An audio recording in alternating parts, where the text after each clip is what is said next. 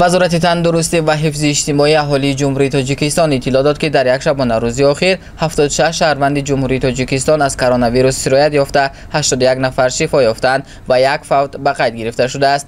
باید گفت که پس از پیدا شدن سر و صداها در شبکه‌های اجتماعی بالاخره روز 21 ایون ستاد جمهوری عاید به پرزور نمودن چاره‌های ضدی اپیدمیوی و پیشگیری از انتقال و پهن‌شوی بیماری سرایتی کرونا ویروس در جمهوری تاجیکستان از جای داشتن حالت‌های سرایت‌یابی شهروندان مملکت به بیماری کرونا ویروس اطلاع داد.